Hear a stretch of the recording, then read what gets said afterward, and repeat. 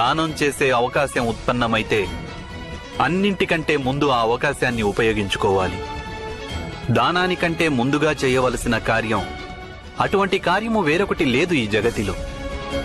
నిజానికి ఎవరు జగతిని కాదని నన్ను ఎంచుకుంటారో వారి పట్ల నేను పక్షపాతం అవశ్యం వహిస్తాను. అబ్రహం లింకన్ అమెరికా అధ్యక్షుడయ్యాడు. మన దేశంలో అలాంటి అబ్రహం లింకన్లు ఇంకా చెప్పులు కుట్టుకుంటూనే బతుకుతున్నారు. కారణం లంచం.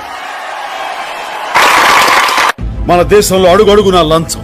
మున్సిపాలిటీ నీళ్లు రావడానికి లంచం, ఇల్లు కట్టడానికి లంచం, కరెంటు ఇవ్వడానికి లంచం, ఆ కరెంటు తీయకుండా ఉండడానికి లంచం, రేషన్ కార్డుకు లంచం, రేషన్ తీసుకోవడానికి లంచం, రైతులకు రుణాలు ఇవ్వాలంటే లంచం, ఆ రుణాలు కట్టలేని పరిస్థితుల్లో ఆస్తులు నిలుపుకోవాలంటే లంచం, హాస్పిటల్లో బెడ్కు లంచం, తినే బ్రెడ్కు లంచం, ఆడపడుచు ఆపరేషన్ లేకుండా సుఖంగా ప్రసవించాలంటే లంచం, బర్త్ సర్టిఫికేట్ లంచం, డెత్ సర్టిఫికేట్ లంచం, మనిషి పుట్టిన దగ్గర నుంచి చచ్చిన దాకా లంచం లంచం లంచం.